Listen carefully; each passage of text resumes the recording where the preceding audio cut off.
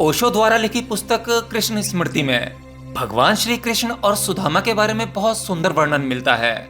बात बहुत कीमती और गहरी है, तो ध्यान से सुनना। तो जब कृष्ण के बारे में ओशो से पूछा गया कि कृष्ण ना तो मित्र बनाते हैं ना शत्रु बनाते हैं, लेकिन अपने बाल सखा सुदामा से इतना अधिक प्रेम है कि कृष्ण अपना सिंहासन छोड़कर उनसे मिलने भागे चले आते हैं और 3 मुट्ठी चावल खाकर उसे त्रिलोक का वैभव दे डालते हैं। तो कृष्ण सुदामा के इस विशेष मैत्री संबंध पर प्रकाश डालें। अब इसे जरा ध्यान से समझना। कृष्ण और सुदामा के बीच में कोई विशेष मित्रता का संबंध नहीं है, बस एक संबंध है। विशेष शब्द का यूज करते ही तराजू के मापदंड का एहसास होता है। यहाँ भी समझने में हमारी ही तकलीफ है। हमें लगता है कि 3 मुट्ठी चावल के लिए तीनों लोग का साम्राज्य दे डालना जरा ज्यादा हो गया, लेकिन सुदामा के लिए 3 मुट्ठी चावल दे देना कठिन था, पर कृष्ण के लिए 3 लोगों का साम्राज्य देना उतना कठिन नहीं था। इस गहरी बात को हमने समझा ही नहीं। सुदामा के पास 3 मुट्ठी चावल होना भी बहुत बड़ी बात थी। इसमें अगर दान दिया है तो सुदामा ने ही दिया है, इसमें दान कृष्ण का नहीं है। लेकिन आमतौर पर हमारी समझ से यही लगता है कि दान दिया है तो कृष्ण ने, सुदामा पे उपकार किया है तो भगवान श्री कृष्ण ने। सुदामा के पास था ही क्या, 3 मुट्ठी चावल लाया था, वो भी फटे हुए कपड़े में बांधकर। लेकिन हमें नहीं पता कि सुदामा कितनी दीनता में जी रहा था। उसके लिए तो एक दाना भी जुटाना और लाना बहुत कठिन था, और भगवान श्री कृष्ण के लिए तीनों लोगों का साम्राज्य देना भी कठिन नहीं था, क्योंकि न जाने वो तो कितने लोगों के स्वामी हैं। उनमें से कितना भी निकाल लिया जाए कभी कम नहीं पड़ेगा। इसलिए कृष्ण ने सुदामा पर कोई उपकार कर दिया हो, ऐसा नहीं है। ये हमारी समझ का फेर है। कृष्ण ने तो सुदामा का उत्तर दिया है, और वह उत्तर बहुत बड़ा नहीं है सुदामा के कृत्य के आगे।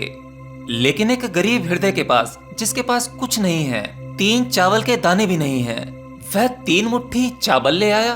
भगवान श्री कृष्ण देकर भी तृप्त नहीं हुए हैं, क्योंकि जो सुदामा ने दिया है वो असाधारण है, और जो कृष्ण ने दिया है वो उनकी हैसियत के व्यक्तित्व के लिए बहुत ही साधारण है। इसलिए ये नहीं कहा जा सकता कि कृष्ण ने सुदामा के साथ में कोई खास मैत्री दिखाई है या वो विशेष मैत्री दिखाई है। असल में सुदामा व्यक्तित्व ही ऐसा है जिसने मैत्री दिखाई है। भगवान ने तो केवल उत्तर दिया है। और दूसरी बात, सुदामा बड़े संकोच से भरा है, अपनी पोटली को छुपा लिया है। प्रेम देता भी है और संकोच का अनुभव भी करता है, क्योंकि प्रेम को सदा लगता है कि देने योग्य है क्या, इसलिए प्रेम देता भी है और छिपाता भी है। प्रेम अंधेरे में देना चाहता है, अज्ञात देना चाहता है, बिना नाम के देना चाहता है। कृष्ण को पता ना चले, इसलिए अपनी पोटली छुपाए रहता है कि भला मैं दूं कैसे, जो मैं जिसे देने के लिए लाया हूँ क्या वो देने योग्य है भी या नहीं। अब ऐसा नहीं है कि वो 3 मुट्ठी चावल है इसलिए। अगर हीरे जवाहरात भी सुदामा वहां लेकर आया होता तो भी वो ऐसे ही छुपाता। वह सवाल चावल का नहीं है, उसके लिए तो हीरो से भी ज्यादा कीमती चावल है। बड़ा सवाल यह है कि प्रेम कभी घोषणा करके नहीं देता। जब करुणा और प्रेम से कोई चीज दी जाती है तब उसका प्रचार प्रसार नहीं किया जाता, वो छुपाकर ही संभव है। क्योंकि जब घोषणा ही हो गई तो वहां प्रेम कहाँ रहा। वहां तो एक प्रकार का लेन देन हो गया, एक व्यापार। जहां घोषणा है वहां अहंकार है। प्रेम तो चुपचाप दे देता है और भाग जाता है, पता भी ना चल पाए कि कौन दे गया।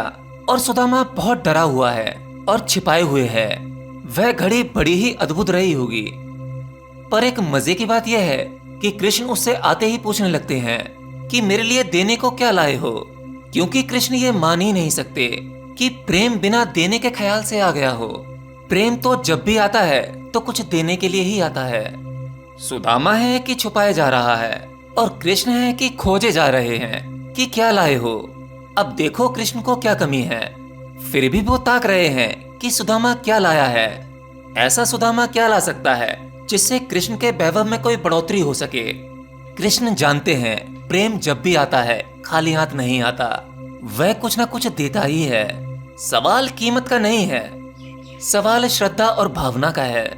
कृष्ण कहते हैं सुदामा अवश्य ही कुछ ना कुछ लाया ही होगा, उसने जरूर कुछ छुपा रखा होगा, क्योंकि वह जानते हैं कि प्रेम सदा छिपाता है। और फिर कृष्ण ने अपनी पोटली की खोजबीन करके सुदामा से वो फटे हुए कपड़े की पोटली छीन ही ली, और फिर उस पोटली में से चावल निकालकर मुट्ठी भरकर खाने लगे। ऐसे प्रेम से और स्वाद से खाने लगे जैसे मानो उन्होंने ऐसा कभी कुछ खाया ही ना हो।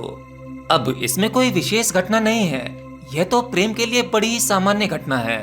अब हमारे लिए तो प्रेम ही सामान्य नहीं रह गया, इसीलिए यह प्रेम हमें विशेष मालूम पड़ता है। प्रेम में कम ज्यादा नहीं होता, विशेष और सामान्य नहीं होता। प्रेम में तराजू का कोई मापदंड नहीं है, प्रेम केवल प्रेम है। अब एक बार ओशो से किसी ने यह भी पूछा कि यशोदा को कृष्ण के मुंह में पूरा ब्रह्मांड दिखा, वो विराट दिखा, तो कृष्ण ने माँ यशोदा को अपने मुख में ब्रह्मांड का दर्शन कैसे कराया? इसके पीछे का क्या रहस्य है?